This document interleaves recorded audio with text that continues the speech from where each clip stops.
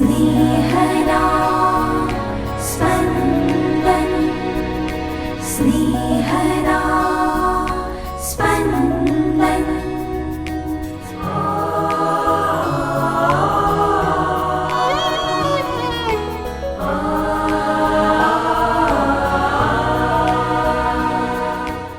પાંચમી જાન્યુઆરી ધર્મસભા આજે પ્રભુ પ્રકાશનું પર્વ ઉજવે છે. આજના શુભ સંદેશમાં આપણી સામે બે પાત્રો છે, પૂર્વના પંડિતો અને રાજા હેરોદ. પૂર્વના પંડિતો નવા જન્મેલા બાળક ઈસુની ખબર સાંભળી આનંદિત થાય છે, જ્યારે રાજા હેરોદ ચિંતામાં પડે છે.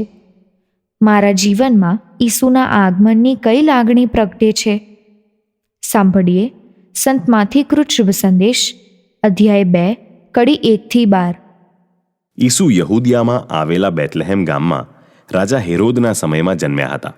એમના જન્મ પછી પૂર્વમાંથી કેટલાક પંડિતો યરૂશલેમ આવીને પૂછવા લાગ્યા કે યહૂદીઓનો નવો જન્મેલો રાજા ક્યાં છે? કારણ અમે તેના તારાને ઉગતો જોયો છે અને તેને પગે લાગવા આવ્યા છીએ. આ સાંભળીને રાજા હેરોદ તેમજ બધા યરૂશાલેમવાસીઓ ચિંતામાં પડી ગયા અને યહૂદીઓના બધા મુખ્ય પુરોહિતો અને શાસ્ત્રીઓને ભેગા કરીને રાજા પૂછપૂછ કરવા લાગ્યો કે ખ્રિસ્તનો જન્મ ક્યાં થવાનો છે? તેમણે કહ્યું, યહૂદિયા પ્રાંતમાં આવેલા બેથલેહેમમાં.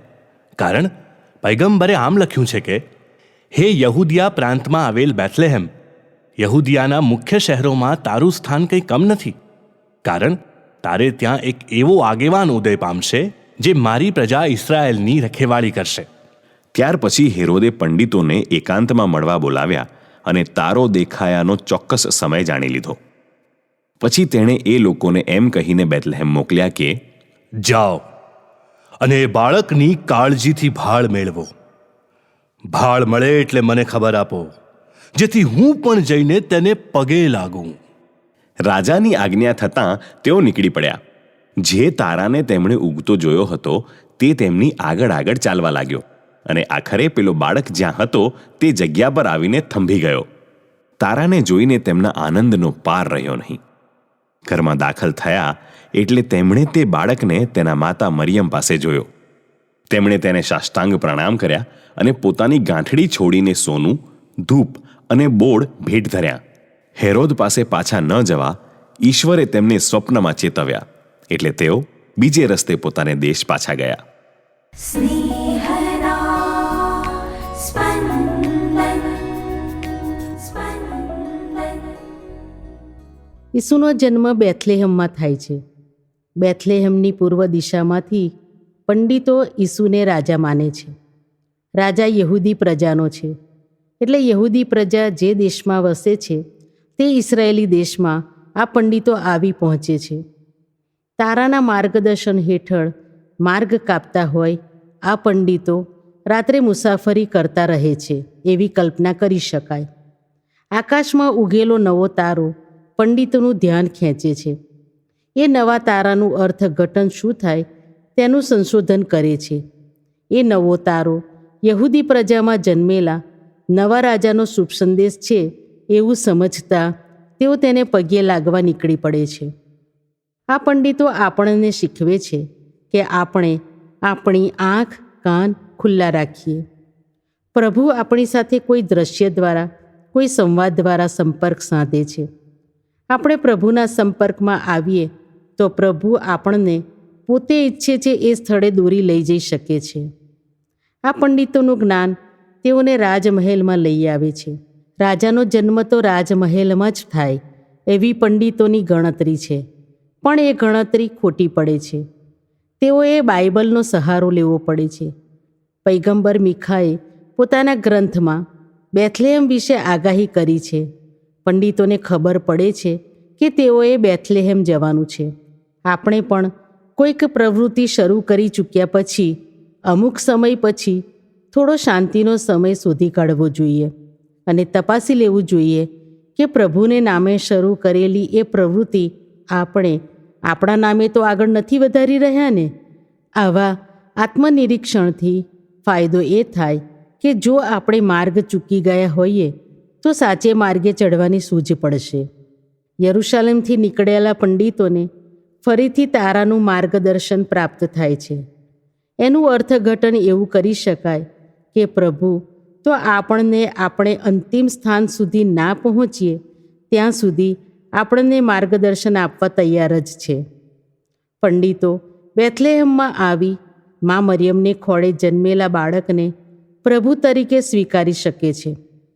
તેમની ચર્મચક્ષુઓ જે જુએ છે તેના કરતાં તેમની શ્રદ્ધા ચક્ષુઓ જે જુએ છે તેને વધુ મહત્ત્વ આપે છે. આપણે પણ જો આપણા શ્રદ્ધા ચક્ષુનો વધુ ઉપયોગ કરીએ તો આપણને સર્વત્ર પ્રભુના દર્શન થશે જ.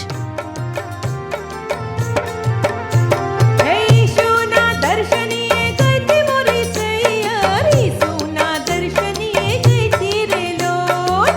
ઈસુના દર્શનીએ ગઈતી મોરી સૈયર, ઈસુના દર્શનીએ ગઈતી રે લોટ. હે વેળા મધરાતની થઈતી મોરી સૈયર, ઈસુના દર્શનીએ ગઈતી રે લોટ. વેળા મધરાતની થઈતી મોરી સૈયર,